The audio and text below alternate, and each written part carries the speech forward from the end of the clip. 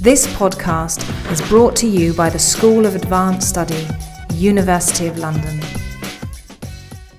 It's my greatest privilege and a delight to introduce our first speaker and keynote speaker today, Joanne Garde-Hansen, who is an associate professor at Warwick University, and where she teaches culture, media and communication. Joanne is the author of an incredible number of publications. I'm truly stunned and impressed. These articles deal with memory, and books deal with memory, emotion and media, of course.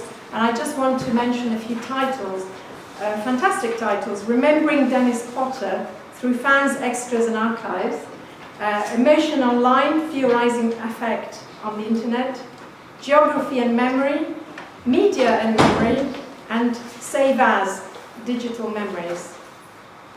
Joanne has been collaborating with the Museu da Pessoa in São Paulo in Brazil, as well as colleagues such as Gilson Schwartz at the University of São Paulo in Brazil, as well as with researchers in this country and more widely on collective memory in a time of social protest. At the moment, I think Joanne is spread across two important publicly funded projects. One on sustainable flood memories, and the next one on drought narratives project, which is of course funded by the US UK funding body, because obviously the drought it's funded by the Natural Environment Research Council. Fantastic, thank you very much. So without further ado, over to you, Joanne. Okay, thank you very much. Thank you to Andrea and Christine and Christian for inviting me. It's a real pleasure to be here. I always enjoy coming down to London and negotiating the streets of London and from little village in Stratford-upon-Avon outside Warwick. So, this paper presents, I guess, a moving collaboration in line with the title of today's seminar, which I think is incredibly timely in terms of memory studies. And it's a moving collaboration between Professor Gilson Schwartz, who's from the Department of Film, Radio and Television, the School of Communication Arts at the University of São Paulo, and myself. And we offer this paper with some kind of short talking heads of Gilson. We managed to incorporate that. He made some videos for me. He's currently in Israel, having just been in London, so he couldn't be here. And these short talking heads will outline our kind of present thinking, and it's not complete, it's the starting of some present thinking that dovetails with the themes of the seminars today. These are all thoughts in progress, hence moving. And I'll come back to the image. You might just be able to see that. I imagined a massive screen, obviously, when I was making the PowerPoint, as you do. But we will come back to that image at the end of the paper, but for now I wanted to serve as iconic in some form. I've deliberately blanked out the strap line that was under the image, so I'll come back to that. So in what follows, I present a sequence of movements that were inspired by the theme of today on moving memories. So, movement one. Movement one in our current thinking is about memory policy transfer. One thing I'm working on at the moment through cultural policy studies is thinking about the emergence of a cultural memory policy and where cultural policy and memory studies might meet. This movement concerns transfer of knowledge, ideas, media, policy. One could argue that a transnational cultural policy of memory is emerging, and they're being responded to by memory work projects. So good examples are UNESCO's Intangible Cultural Heritage, World Heritage Sites, the Council of Europe's Route to Roma Memory, Holocaust Memorial Days around the world, Nelson Mandela Centre for Memory, and the Transfer of Truth and Reconciliation Committees around the world to different emerging economies. So there is this sense of transfer of something to do with memory policy. Since the late 1990s, the transfer of a cultural policy for the creative industries from the global north to the global south is evidence that policy does travel. And there's a lot of research within political science around policy transfer. The creative industries have been taken up by countries keen to place economic drivers at the forefront, and the transfer back, as in UNESCO's 2013 Creative Economy report, we find a new role for culture.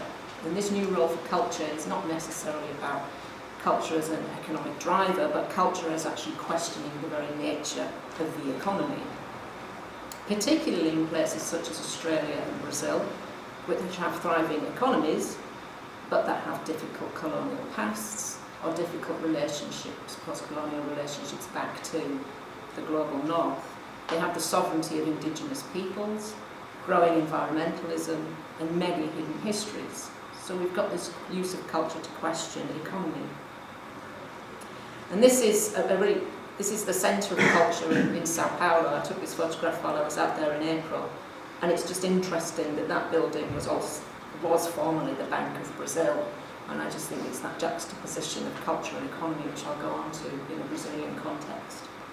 So, researchers such as Adair Turner have noted the shift from a state project of culture to a commercial, consumer or entrepreneur-driven one, from the communal to the individual, from public good to the market. This argument makes sense in the global north, where the funding of culture has been a state responsibility. But it makes less sense in Brazil, as the division between culture and economic drivers is not easily made. Thus, you won't be able to read that, but luckily I'm going to read it. If we are to consider a cultural memory policy, or a cultural policy of memory, and they might be two quite different things, you need to think through what they might be, then perhaps they would need to do the following. They'd need to consider cultural memory within a wider continental and global economy. And I think that's certainly what's happening in this seminar. Not just a political economy, but a global and commercial economy as well. They would preserve and protect local and national cultural practices, but they would think through cultural memory in terms of scales beyond the national. So those scales might be urban versus rural, or urban and rural. One thing I'm going to talk today about is the scales of micro, meso and macro. They might be scales of temporality or spatiality, local, regional or international. So it is clear that policy or any kind of cultural policy is shaped by and also shapes memory. Thus, not memory policy only in place, but across places and between scales, and therefore we're instantly in this realm of requiring a relational analysis between scales, between places or spaces. So thus we need to begin to understand memory moving, and in this case memory moving, what I'm kind of most interested in my area of research is the way memory moves from the periphery to the centre. What happens, how does it move from the periphery, from the marginalised spaces into the mainstream? What tensions that creates as it makes that movement. Not only in the way that post-colonial memories of the global south are making their way into mainstream Anglo-European public spheres, but also in the movement of ideas, policies and theories of memory around the world, back and forth. So it isn't all one way, it comes back the other way. And I think what's interesting is that it's our role as researchers, when we transfer our ideas around the world, we are also, in areas of cultural policy studies, they talk about implicit cultural policy, that we take those ideas with us and transfer them. So these have been and are being exchanged by researchers, teachers, NGOs and social movements. While we have focused strongly in the past on collective memory and collective archives in memory studies, we are now beginning to consider para-memory, something that might run alongside collective memory. Maybe like a two-track system, who knows? But para-archives has certainly emerged as an area of research within the UK, HRC-funded project around para-archives at Leeds University, particularly focused around community memory. I'm not sure how much is being done on the concept or notion of para-memory, what that might be or be, but it's certainly thinking about memory spatially. And then therefore what those two forms of para, as what we might now term, or how they influence what we might term a public memory sphere, so situating memory between the concepts of public and sphere. John Downey's works very interesting in this respect because he draws upon John Urry's work in mobilities. And John Urry talks about flux, and then so that leaves you with that notion of memory in flux. Often in terms of globalisation we talk about flows, global flows, but then as Anna Redding suggests that's uneven, there's friction. So there's this flux, this notion of flux. Flux involves tension, says John Urry. This is a quotation from Mobilities in 2007, page 25. Flux involves tension, struggle and conflict. A dialectic of technology and social life, the complex intersections of immobilities and mobilities. And I think that's quite striking if we start thinking about memory in terms of that kind of flux. So if we unfix the concept of memory from place, I've got some questions now, rhetorical ones that I'm typically not going to answer, but just kind of questions to throw out there. How then does memory migrate across borders, and who are the carriers? It could be us. Assman talks about academics as media. We are media, we are mediators, we channel like a medium. We channel things from the past into the present, so we have a responsibility. Can we speak of memory publics, enabled by technologies of mediation? Such transnational memory publics who have come into existence because of migration operate at the micro level and are often smoothed over by macro global accounts of the flow of ideas. And we've seen that well, I'll show it later, kind of the iconic image of the macro in which you've got these urban spikes of creativity and innovation, and then everywhere else is darkness. Attending to movements of memory offers a way to answer questions about national and transnational memory and an emerging policy transfer, which then leads me to movement 2, which is this is something I've brain dumped onto the screen, literally, and I'm working it through as an idea. So this is in no way, it's not finished. It's just thinking through these particular scales. And I'm going to try, I did that thing that you do, you try and insert images and GIFs and things to try and visually make it out. Maybe I should use Prezi, because the staticness of PowerPoint doesn't quite work. So this is what I'm thinking about at the moment. If there is a cultural policy of memory, and Rajasar et al. In Heritage, Memory and Identity suggests there might be, although the focus there is more on heritage than memory, then the individual's memory is often only seen in a collective schema, is only harnessed and often harvested for the benefit of the memory institution at the meso level. The meso level of perhaps at the macro level of corporate data.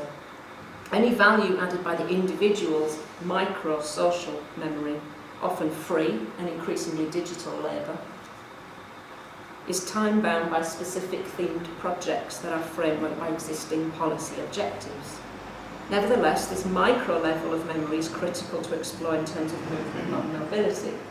So what I've been quite interested in is kind of separating out, and it's always arbitrary how we do this, memory operating at these 3 different scales. I've seen this in my own projects, in which we're often, as academics, working at this, we're interested in this micro scale, aren't we? We're interested in unearthing the subaltern, the subterranean, digging down, the ethics of that, get signing release forms. But we are operating on this meso level, I think. I think we're there because we're often partnering with NGOs.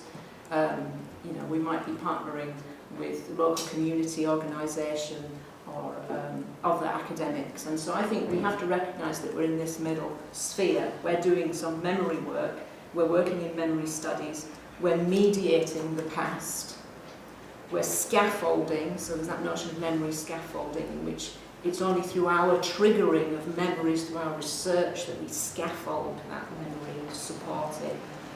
And we're being participatory. But there's a macro-social that we can sometimes tend to ignore, often coming through from our funder, who's funding us, government cultural policies of memory.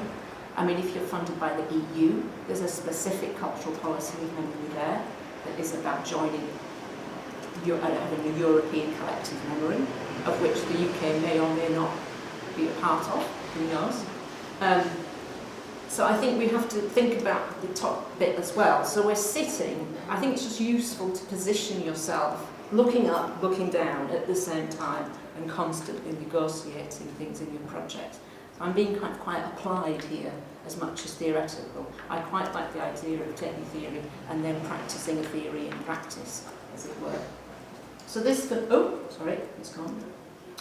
Wrong way, sorry. So there's a little line, because I put a little line in because I thought, right, we've got these very evident small-scale micro-memories that we might work with participants, but we still know there's lots underneath. And I bet a lot of us are always trying to think of ways of how do you get the hard-to-reach memories. That's quite interesting for us. You know, what would it mean to access those hard-to-reach memories? They're strategically forgotten. So there is that line. Now, I'll come to the other one in a minute. I see I draw a little arrow on the left because what I was thinking about was memory work up the left. So memory work, this is why I've kind of presented it in this way, which is kind of vertical, is this sense of memory work travels between scales in a bottom-up direction. And so we've got that sense all from Foucault, from history from below, from the popular memory movement, popular memory group, which lasted a year, in 79 to 80, or the oral history movement in the UK, as well as all the other political movements around memory.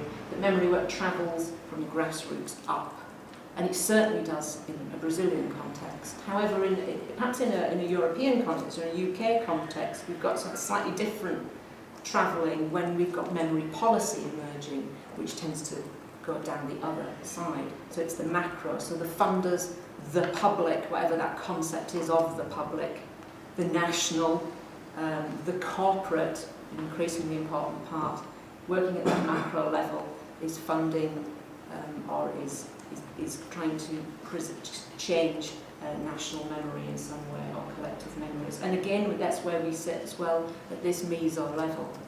NGOs as museum workers, perhaps we work with museums, we engage with the public as public, and we also work with public engagement officers that have emerged in all sorts of areas of work, community developers. So we're sitting again at that meso level, and then the micro is the victims, the anecdotal, the vernacular. So I just wanted to present it visually. I'm not sure how useful it is, but it was useful for me, so I thought it might be useful to share it with you. It's just to see where I am in relation to these movements that are happening up and down, and what the relationship is between memory work that comes from the grassroots up, memory policy that comes down. Meanwhile, forgotten individuals, maybe they're in this subaltern, are forming collectives, para-memory publics, outside of these schema.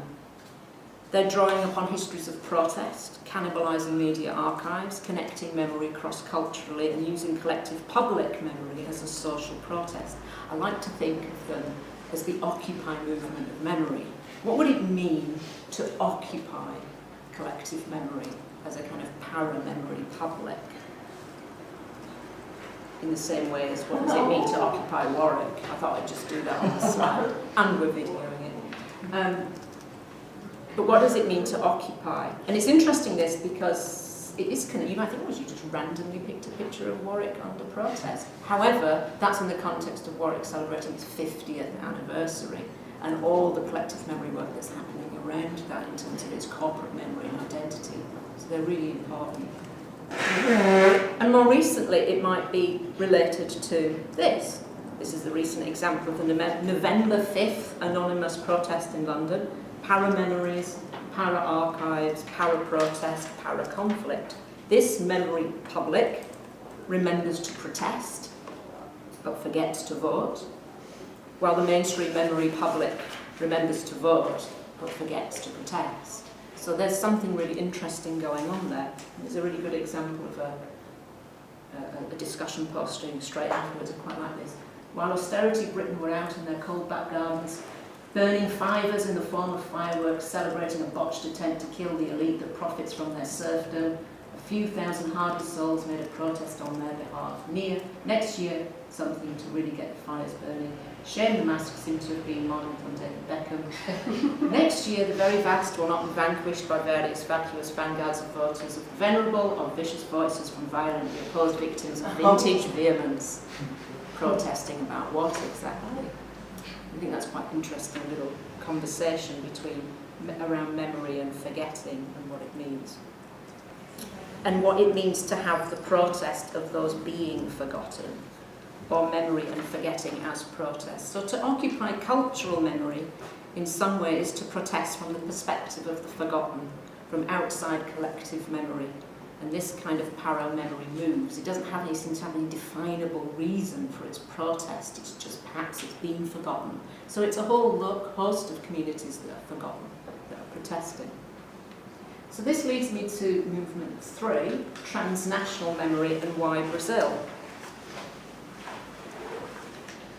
With regards to Brazil, we can say that a distinct Brazilianization of remembering and reviving conflict, protest and social unrest may well be at work.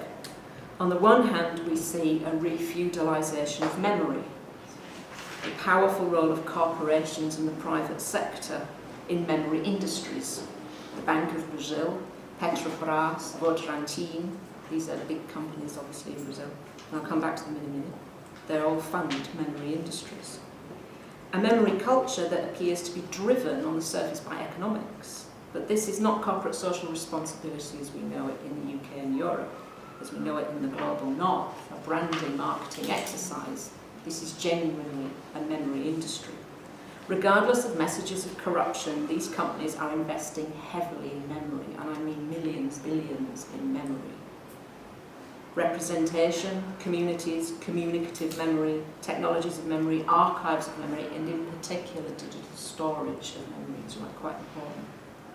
On the macro level, Brazilianization occurs with Richard Florida's work around the spiky world. If you remember, he talks about the topography. So if we were to apply that to a topography of memory work, then it would be attached to a creative class, an urban elite, media literate, and the cultural policies of urban development. But memory moves, as we will no doubt see in today's papers. The economic context of Brazil has moved itself from inflation and economic development at a rapid pace. Iconically, Brazil represents itself as the future of human existence, the future of memory. From the protection of the Amazon rainforest to the potentiality of an NSA GCHQ-free internet, which we'll come back to in a moment. So there's this notion, iconically, in the representations inside Brazil, of the future of memory, the future of humans residing somewhere in it, whether it's through encoding and then decoding Brazilian forest community memory for the pharmaceutical industry, or perhaps in other forms. It has moved then as an iconic nation from the periphery to the centre or mainstream. And a critical review of Brazil's human rights issues during the military regime 1964 to 1988 is also at stake with the truth committees which are in place. So there are geopolitical motivations that have already been key sources of concern, conflict and soft power creation in Brazil's past. All this spectacular kind of levelling up of Brazil among the community of nations has had cultural as well as technological and territorial dimensions which converge into a national project. The national developmentism is here to stay, as the recent re-election of Dilma Rousseff makes clear. So Brazil has become iconic as a country creating icons anew. Science without borders, sustainable business, grassroots community cultural policies and industrial heritage. Massive state subsidies to commercially fund culture, media and sport. Powerful energy businesses with global technological infrastructure plans, as well as a prominent position in the global internet governance agenda. The evidence, the icons of Brazil, point also to the emergence of new identity and value creation chains among the historically marginalised segments of Brazilian society. And this is as a result of the social appropriation of digital tools, skills and ethics. And this is critical, for this appropriation is connected to and shared by marginalised segments all over the world. Such iconicity is crucial to a national project that mixes, which Brazil is quite interested in this respect, a kind of notion of the prehistoric, the indigenous, with the religious, with the modern and the postmodern, the grassroots community protest and the feudals. There's a real mixture, a Brazilianization, a mixture of ideas there. Add in an increasing and a very strong environmental consciousness and big business, and the mix is iconically Brazilian, the future of memory. And it's a question, is the future of memory studies outside Europe? And a little kind, if you do a little content analysis of the journal memory studies, if you're ever bored, just go and count how many journal articles in the journal memory studies are actually out from outside the global north. It's quite a small, it's growing, but it's a small percentage. There's some quite interesting questions there about where the future of memory is. Beyond the spikes of emitted light into the local sectoral and social impacts of new claims to a right to remember. And that's quite important. Hannah Redding talks about that, right to memory, a right to remember, and to be remembered. A right, perhaps just not to be forgotten. So that leads me to Gilson on iconomy and memory. Memory scholars recognise then, and Anna's talked about this, and Josef van Dijk has talked about this, as has Andrew Hoskins, they're recognising the global commodity chains that underpin the development of digital and social media. These chains are a fundamental aspect of the production of cultural memory in Brazil. And so here we would like to address this political economy turn in digital memory studies from the perspective of a Brazilianized concept of memory, or concept of iconomy. Economics is a neologism to explain the linguistics of economic value. So it's trying to provide a space for cultural and economic policy to exchange ideas. Developed by Gilson Schwartz in the University of São Paulo City of Knowledge research group, it is used to express the triadic structures that underlie local, national and global commodity ecologies. So, should this work, you'll have to forgive me a minute. Yeah. So we have the I, neologism of the I, the personal from a political economy approach. These are the I of the individual, a citizen of democracy, and person of pleasures and protest, and that maps back to that micro scale. Iconicity, or the icon, symbolic, media, technology, values and representation. Thinking about memes, codes, symbols and narratives. And that maps back to the meso scale. And then the economy of supply and demand, scarcity and abundance, production, distribution and investment. And it's that interscalarity, it's trying not to separate them out but seeing, it's just a neologism for thinking these three things together all the time at the same time when we're thinking about memory. And Michael Pickering, I have to thank him because I talked through this work with him, Michael Pickering from Loughborough University, who also does work on interscalarity or vertical, horizontal memory. He's also talking about this, a kind of relationship of scales and the movement of memory between scales. So hopefully I can get Gilson to explain it a bit more in his own words. Hello everyone, thank you so much for this opportunity to provide an easy feeling to address an invisible audience, specialists in memory, who certainly appreciate how difficult it is to put one's ideas on the record, especially as these are also moving ideas in the making.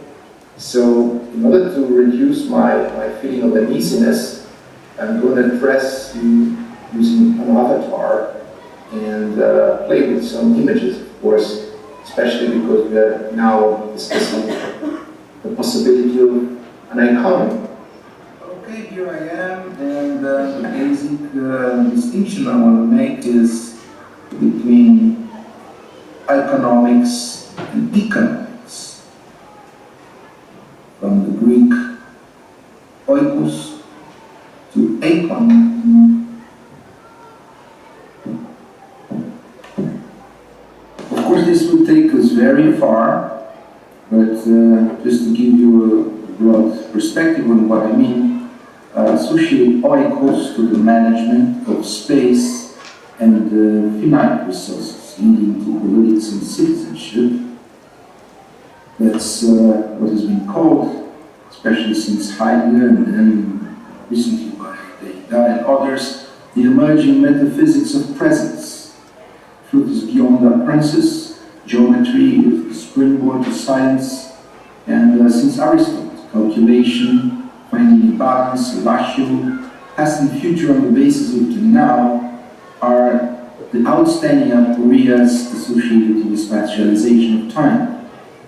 And of course, engineering, law, and economics are the main intellectual and scientific results of this emphasis on the oikos. From the oikos, we shift to the eikon, more of a phenomenology of memory, the elements of time, traces, the more poetic approach. Imagination plays a large role. We are closer to private and intimate feelings, meaning to religion. There's this remembrance of phantasmagoria. And the narrative, actually, from Eikon to memory, there's an emerging political economy of narrative. Truth results from interpretation and representation, which is always relative. It reminds us of presocratic aporias associated to the temporalization of space. As intellectual results, we might stress development of arts, poetry, and of course philosophy and metaphysics. The main proposition of economics is to go beyond metaphysics and phenomenology, beyond oikos and eikon, taking into account the importance of the digital culture, digital dynamics that take us beyond dualisms.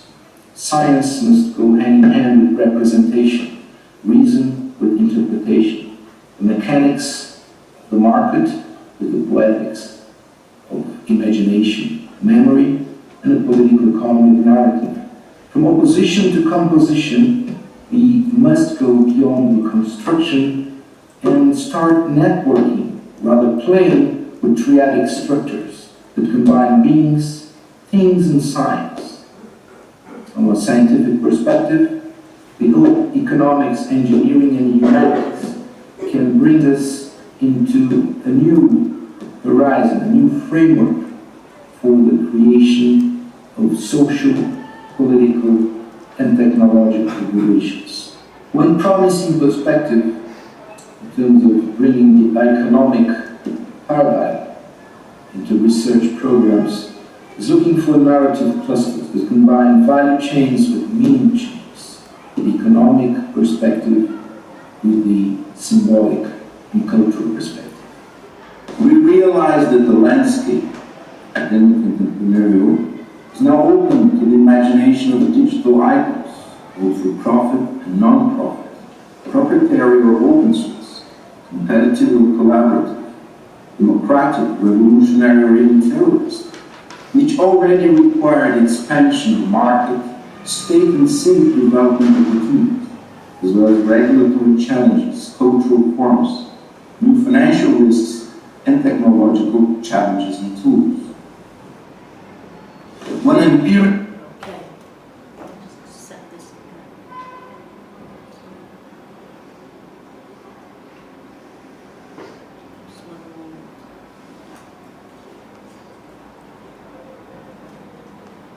back to the PowerPoint.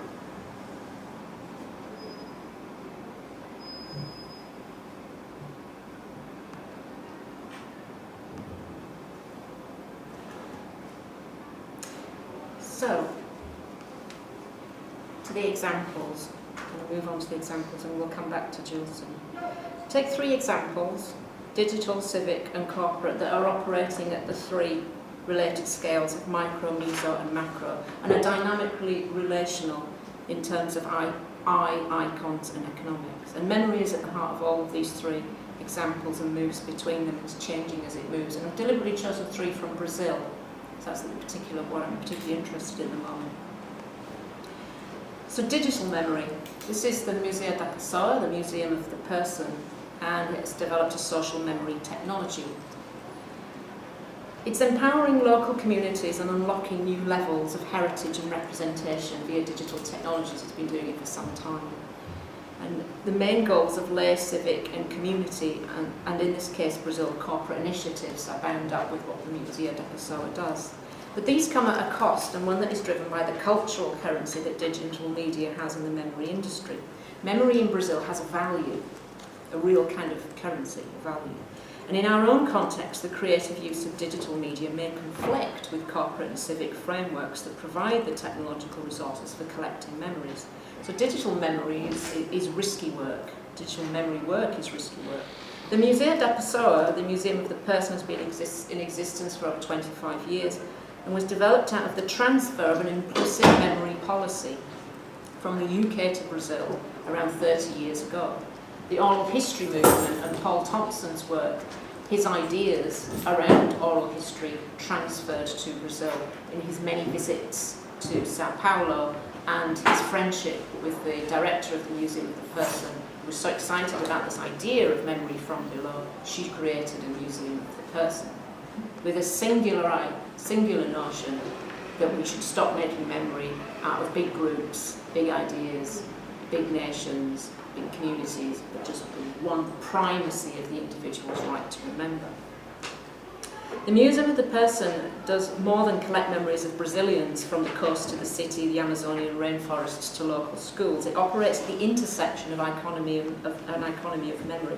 It is funded on a project-by-project basis directly by Petrobras. Petrobras is the largest energy and oil company in Latin America. Votorantim, which is a conglomerate and concrete company, and the Bank of Brazil, as well as other corporations and public bodies. It is an NGO focused on collecting marginalised heritage, subterranean memory. That is its entire focus. And its method is defined as a social memory technology, which is a combination of methods. It's just gone around the world and taken the toolbox of memory work from California's Centre to Digital Storytelling to what the BBC does, to what the oral history movement's been doing, to what the Australians have been doing in South Africa, and it has created this toolbox, and it's singularly focused on a right to memory. Whether those are the memories of the lowliest worker in a corporation, which Petrobras is very interested to collect, or the displaced peoples and migrants of São Paulo. The concept and practice of social memory technology is rooted in a transnational approach to the memory of the person as a moving individual. So when we create a memory policy in a place, when that place is transnational, this is what the Museum of the Person is interested in. As that which memory research and industries often forget, the person and their personhood. Until fairly recently, all memory production by media, creative and heritage industries and historical narratives by scholars, archives and museums have been mediatised for the benefit of a bigger group, a media company, a museum, a national archive, a race of people, a religion, a nation, even a European Union. It is the sovereignty of the single remembering individual who has a right to remember and a right not to be forgotten, which is the focus of this digital memory. And because of that, it has attracted a great deal of funding and has undertaken many hundreds of small and large-scale projects, exhibitions, and has extensive media coverage in Brazil. All the while, the Museum of the Person promotes this human scale of remembering in all its flux, mobility, and movement. And it resonates with what Orhan Pamuk talks about in the Museum of Innocence, when he says, thus the aim of present and future museums must not be to represent the state, but to recreate the world of single human beings. The future of museums is inside our own homes. The next example, civic memory. I'm going to let Gilson talk about this for 3 minutes. We'll go back. And this is just the last little section from Gilson. Hopefully it'll just start. Shouldn't have done that. Hello everyone. Thank you. Warwick. In cultural perspective. We realize that the landscape, academic and entrepreneurial, is now open to the imagination of digital icons and technological challenges and tools. One empirical example of a narrative cluster that combines value chains in the economics of urban mobility with memory and meaning chains that go from a bottom-up, micro-social, up to a macro-social level, also involving macro policies related to traffic conditions, as well as the challenge of individual representation and identity seeking among workers in the transportation logistics of São Paulo is the Moto Angels project. It really started as a research project with Manuel Castells back in 2007, funded by Telefonica Foundation. That's when we met a group of moto boys and moto girls who are delivery boys and girls working on bikes. As you see in this picture, they have been protesting in São Paulo several times. They can stop all traffic in the city at their will. On the other hand, there are individuals working very hard to deliver as many packages as possible because they earn by package delivery every day. That's when I met Luis Fernando Bicchioni, who's a leader of the Moto Boys, and we brainstormed over value chains related to culture and content creation by the Moto Boys themselves. We had the idea of using a GoPro camera on his helmet. That's how we started recording daily scenes in São Paulo traffic while discussing the drivers, policemen, bus drivers, leading to a collection of videos that's already available online now, and also to a feature film.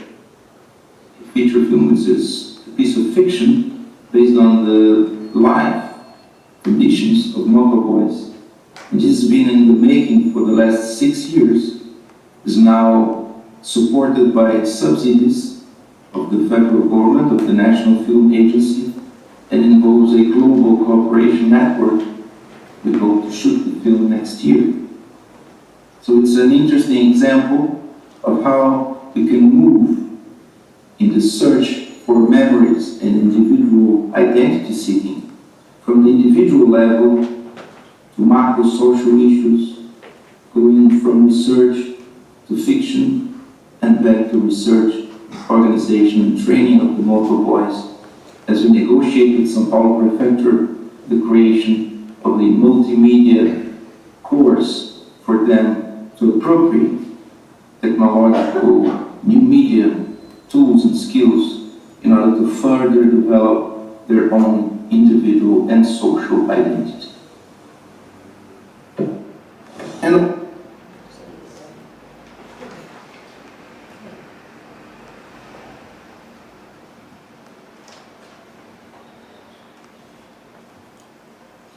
so, to my final example, and I return to the image I started with on the cover slide. My example is Petrobras and its energy for memory. It's an interesting, Anna Redden talks about mineralization and memory, and I think we could also say something interesting about energy and energy companies in relation to memory industries and how they support and fuel memory industries. This particular image is a map showing the planned Brazil to Portugal undersea fibre optic cable. The notion that there could be an internet infrastructure built between Brazil and Portugal that bypasses the internet infrastructure between North America and Europe is potentially quite interesting. And Petrobras is not short of money to do this, or skills. The creation of memory archives by individual companies or corporate interests has been a consistent activity in Brazil from the end of the 1980s. Centres of documentation and memory, virtual museums have been created by many of the nation's best-known companies. And I can supply a list of those for anyone who's interested. Petrobras is a significant example here. Petrobras is the largest oil company in Latin America, one of the 5 greatest integrated enterprises of energy in the world. Most of Brazil's oil is produced offshore in the states of Rio de Janeiro and Espírito Santo, to the north of Rio. 90% of the oil is produced from very deep water sites. 6 fields in the Campos Basin account for more than half of the nation's production, but still more extensive pre-salt oil fields have been discovered. Alongside this energy business, Petrobras is investing heavily in digital communications technologies. It sees they're symbiotic, oil and digital communication go together. Not only big data are exploiting these fields, but also archiving, data storage and supercomputing. Petrobras has also invested a great deal in cultural memory, oral history and a wide variety of memory practices since 1987. In 2002, the company launched Memories of the Workers of Petrobras. Needless to say, Petrobras employed the Museum of the Person, Museu da Pessoa, to undertake the project. In 2004, this project grew into a great many other projects. That's the list of what they've done to date. And I won't read them all because my Brazilian Portuguese pronunciation is terrible. But you can see that's Memory for the Workers. Petrobras Without Frontiers was a virtual online exhibition about the operations of Petrobras in international context. Memory of families is quite important, the families. Not only of all the workers, but all the communities that surround every activity of Petrobras. Memory of Knowledge, this was oral history testimonies from workers who are specialists in areas of exploration, production, engineering and refining. The Challenges of Deep Waters, this was collecting memories of the company's specialisation in deep water offshore exploration. It doesn't think of these as histories, it actually considers them memories, and it works from the perspective of grassroots up. And then Memory Heritage, the contribution of Petrobras has made to the formation of the nation's identity and, as its title suggests, heritage in general. In fact, Petrobras openly talks about the history, the heritage of itself is the story of Brazil.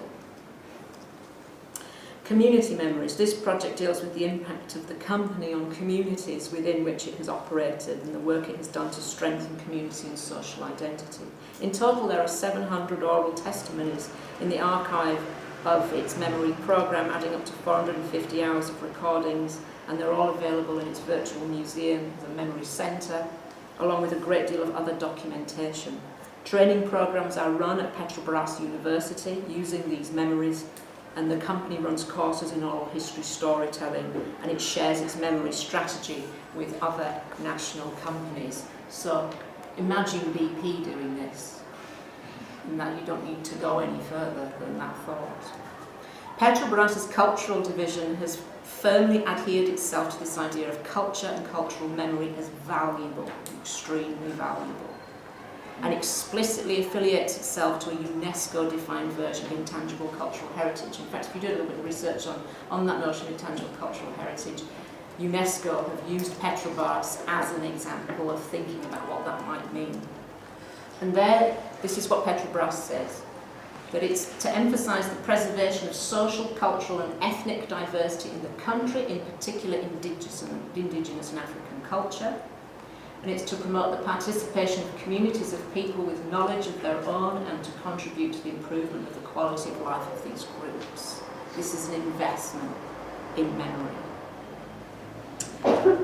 That Petrobras iconically seeks to move data in a new direction is critical to understand in the context of their approach to memory and to digital memory. What is remembered, forgotten, what is stored and made accessible, and who controls the future of human memory and its making. To move data from global south to north along new pathways and to create new value chains is to move memory iconomically, and I think that's quite interesting to focus on Brazil in this example. So I just want to come to a conclusion, because we've run out of time. Iconomies of memory come then to define a relationship between personal narratives and cultural political economies in a digital age, where iconicity and in the information flows that allow mediated voices and images to stick, survive or fade is very uneven, and Anna Redding talks about this. She defines it as friction, and as Downey suggests, there is flux. As I am sure others will focus on today, there is protest as memories move, and it's that movement from one layer or scale to another. As they move from one layer or scale to another, of those micro, meso, macro, they change, and in that process of change they generate unrest.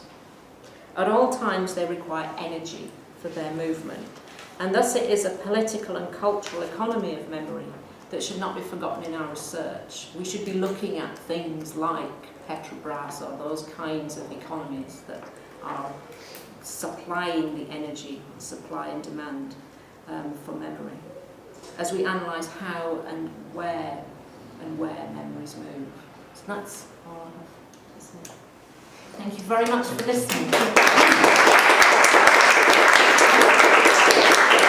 Thank you.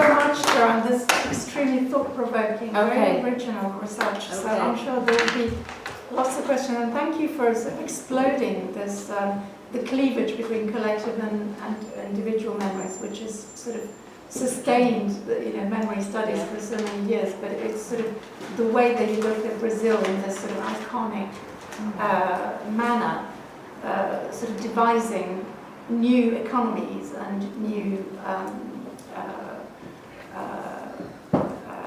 ecologies of memory, seems to me to explode, sort of worn-out methodologies in memory studies. So it seems to me that Brazil really poses a really important and interesting case studies right now for what's happening globally. But anyway, I have a few questions, but I would really like to leave to the floor to ask questions first, and I'm sure Joanne will be happy to field them. Yeah, thank you very much for the very interesting talk. I'm just having a question on really movement 2 picture that was quite fascinating, the 3 triangles and how they interacted, and the movement across the different layers. I guess one conceptualization I would want to add is, it would be good to have, I don't know if you visualize this, but to add different layers of these layers, because the movement is not just between micro and macro, meso, macro, and so on, but it's also from macro T0 to macro T1 to macro T2, because all these interpretations are, of course, reiterated, and they are inscribed into new macro frames, into new meso frames. And I think that is very important when we look at movement, is to also look at these dynamics. It's not just the spatial, but it's also the temporal. The two, I think, are quite intimately entwined. And then just a side note on the period question, because I found it quite interesting. You mentioned that the future of memory is outside of Europe from a Brazilian perspective. Could you elaborate on that a little bit, and what the idea of Europe is in this Brazilian discourse? Is it a political, a cultural, the economic union, is it the European Union, the Council of Europe? What Europe do they have in mind? Because even we as Europeans don't have quite clear idea about what that Europe could be, so how the Brazilians in that discourse perceive of Europe.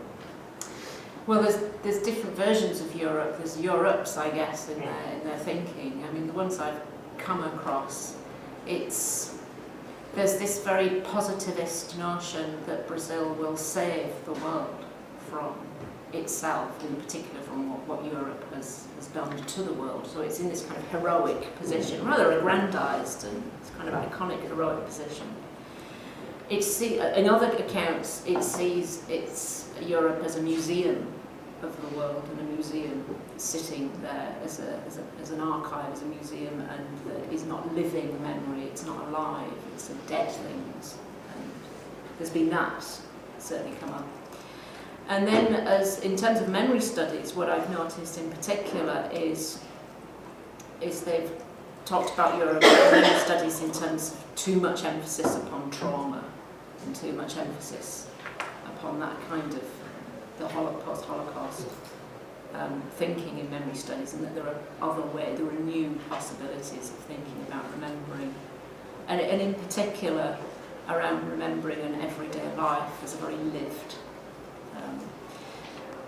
That at the same time, I think they're also very critically aware that there are public archives that are closed in a lot of cases and not open, and they're fighting to get public archives open. So in some ways it's about what's been interesting is what happens when you create a national memory and your archives are closed.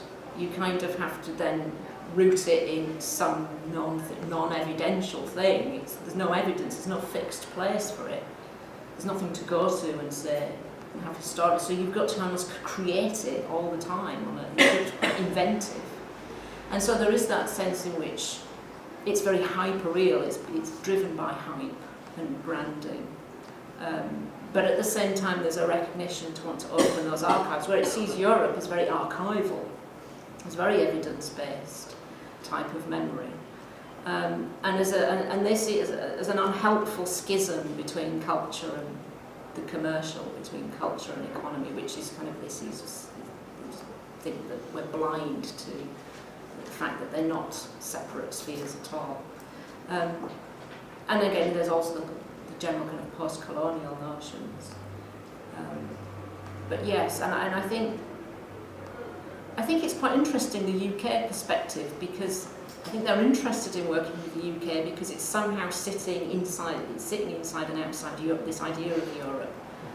So that's why they're very keen. They're sending lots and lots of ambassadorial, and the Science Without Borders project is enormous, still being funded, and they want lots and lots of UK researchers to come to Brazil, but they want to send lots of Brazilian researchers to the UK in particular, signing more memorandums of understandings with UK universities every week. You know. So they're keen to do that bit. But I guess their post-colonial relationship with Portugal would be slightly different, so it's slightly different. I'm not sure about how they see that one. But thank you for this comment on this. And if anyone who's got more comments, please, it needs to be refined and I can add things that move around. It's just a start. Did anyone find it helpful? I have a little comment on that, because those of us who have a historical background, we're used to thinking in terms of microhistory, macrohistory. Yeah. So how does your model sort of build on that, or perhaps it's a complete departure from it, or does it have any intersection? Does it intersect? I think I was interested in, I suppose if I had to rethink it, you're quite right, and I might think of this middle section, the meso, as something that's actually grown.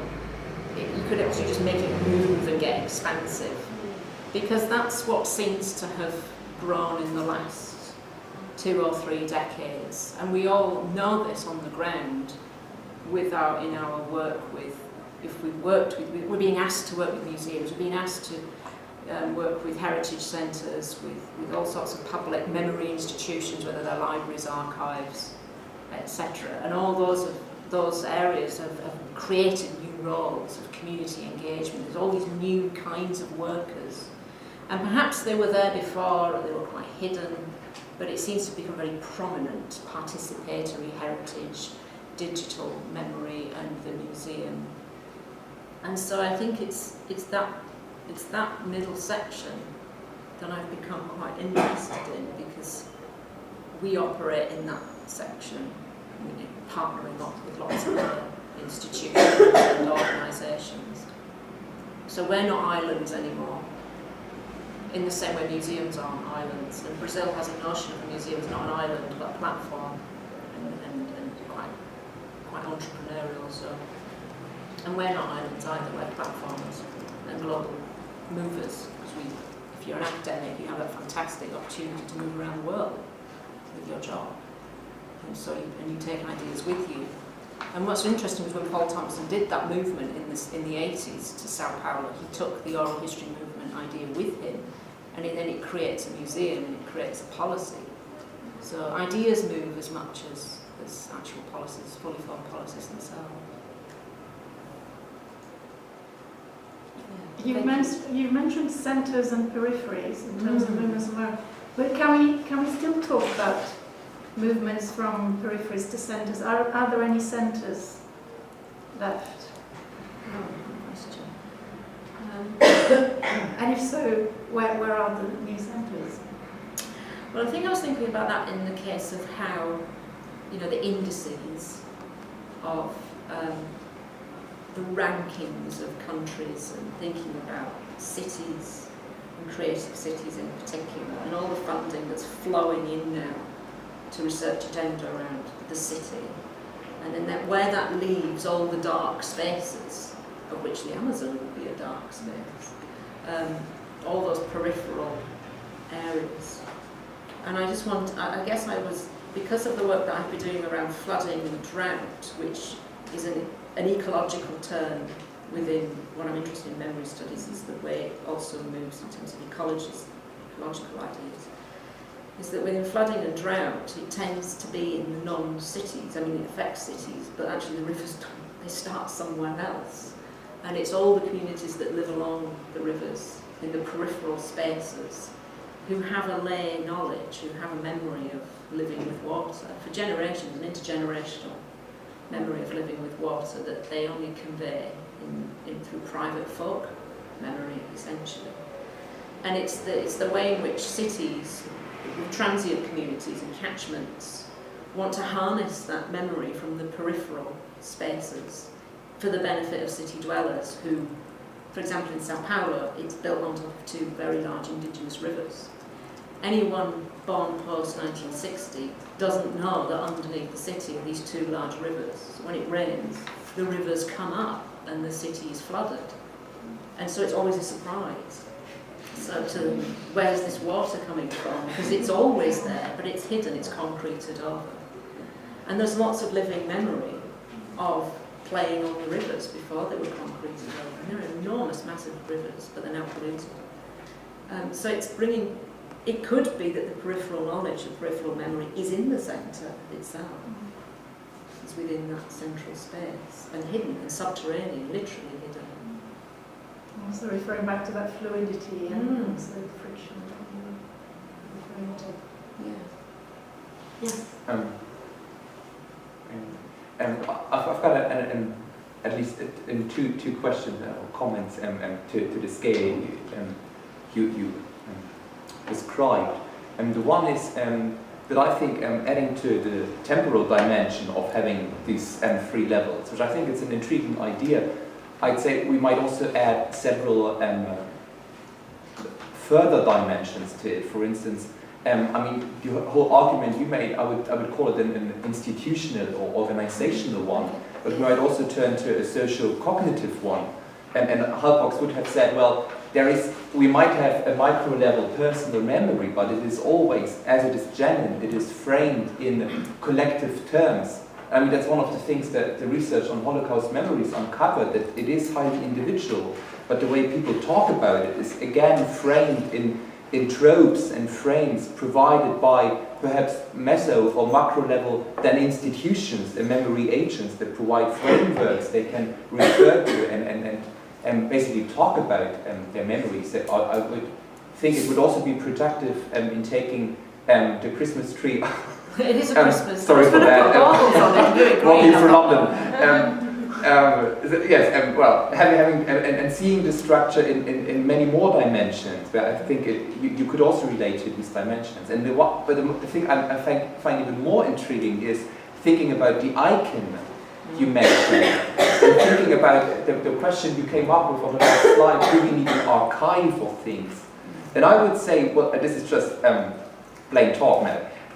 I'd say that what we find, and it's a very high, I think it's highly, perhaps even a European idea of having we do have archives, mostly they are paper-based, and what they do, they are storing ideas, a realm of ideas, and we have the Magna Carta, and it has a formal, it has a form, and we also save the document, but we not only save the words, but also the meaning of the words. And thinking about the micro level, I would say there is a plethora of things you could archive that are not text-based and paper-based. So just one incident, there was 2 years ago there were demonstrations in front of the German embassy in Caracas, and there were Indians demonstrating, and what they wanted to have a stone that was taken from them to Berlin, to the Tiergarten, and there it is just a stone. It's part of an installation and it's a piece of artwork, and what these Indians were claiming is that it was part of their cultural heritage, and it was one of the most holy symbols of their culture, and they said it was just evicted out of their precincts to Berlin, and people were not aware of the religious dimension of it. And so I would say, yes, there is an archive, but we also need an archive of stones and of wooden symbols and of all the things that might make up the micro level. I mean, it has another story to it than other people were saying, just to end this. Well, it's only a staged event. And talking to the real Indians, they would say, no, we are not aware of the stone. So it was just a governmental motivated spike against the German embassy, and the stone had no meaning at all to the Indians there. And I would argue, I would say that looking at the meso and the macro level, what we see is perhaps a reduction of the plethora of things that are there. So I did an ethnography with Wikipedians, and there are massive talks with Indians, for instance, that say our cultural heritage is in the tomahawk. And what Wikipedia could offer is an article about the tomahawk and say, well, that's your memory. But it wasn't a memory, and it was a completely new idea of a non-textualized form of personal memories. You're absolutely right. And I know we've run out of time, but to finish on a short story, a very small story. Yesterday I was in National Media Museum in an event called Archives 2.0, and it was bringing together BBC and all the National Library and the great and the good, essentially, with an audience of archivists and researchers of digital memory and archiving. And I think what was really interesting was the panel discussion at the end, and I did my usual asked controversial question that made people feel uncomfortable, but I think it has to be asked. It was all about the BBC's Genome project. I think it's interesting, it's called Genome, by the way, which is to essentially connect up every single thing that it has ever done and have it available. And it has done that. It's now, it's in its first kind of beta phase. You can go to the Genome project online and it will list every single thing the BBC has ever done, and it's going to make it participatory, writable. So if you've got missing information, if you know stuff, if you've got material, your memories, you want to correct stuff, and then it will go into its next phase of actually being a Wikipedia version of the BBC content. And then the head of the National Library asked the director of the BBC's Genome Project, when is the BBC going to recognise that it is a cultural heritage institution? And it was kind of an attack, as it were, that you hold the nation's memory, that you're the custodian of everything in terms of paper and written, etc. And we've paid for it, and you're holding it, and we can't get it back, and we want it, that kind of thing. That you aren't just a broadcaster with broadcastees. And of course the director said, well, we do recognise we are, and that's what we're investing in. And I asked the question, but what if I don't want you to be? What if I don't want my collective memory of television, or my collective memory of my nation, my community, my life, to be entirely dominated by a monopolisation of BBC content? What if I don't want that?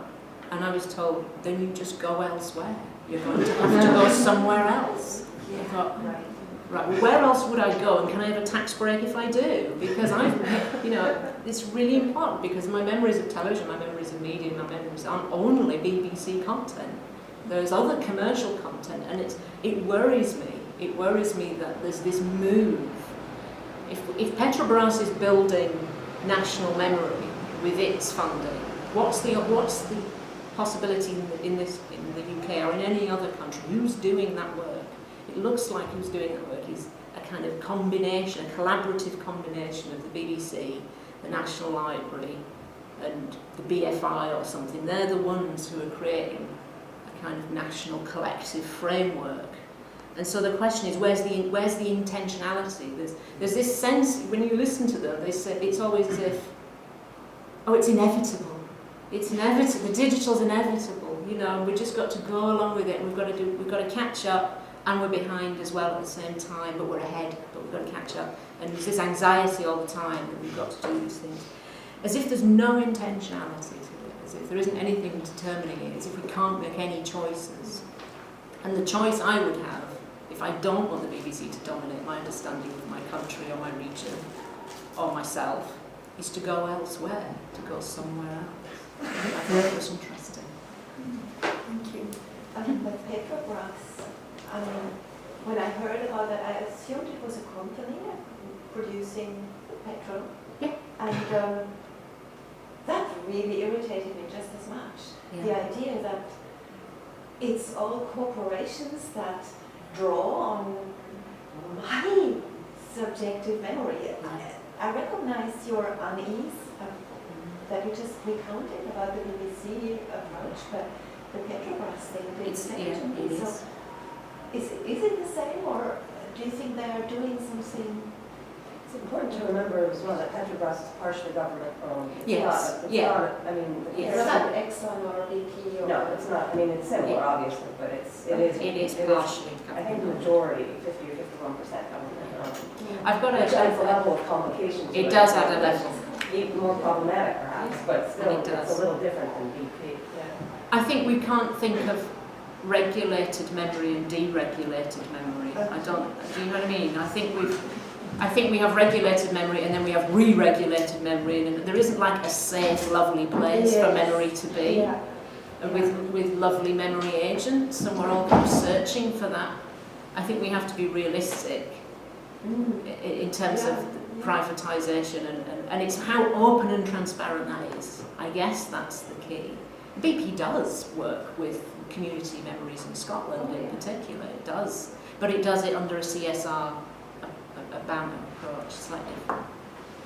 A second idea I had when you were talking was that, I mean, I've been thinking a lot about post-Fordism, cognitive capitalism, immaterial labour, and the move of subjectivity right into the centre of the economic production process. And I was wondering, I mean, all the examples you showed and the concepts you presented were like really a confirmation of this social analysis, that everything, the memory, it is the symbolic, the personal, the subjective, is so connected to what you call the economy at some point. Yeah, I think, I mean, I suppose I just, as I was writing this, I was rereading Jim McGuigan's Rethinking Cultural Policy, which was sitting very much in the background, because I'm trying to think in cultural policy terms about memory, and I don't know that anyone's really writing around what a cultural policy of memory is looking like and will look like and should look like, and what are the ingredients for it and its relationship to those global flows. So you're absolutely, I'm glad that came across, because that was implicit in what I've been thinking. Thank you very much. Thank you.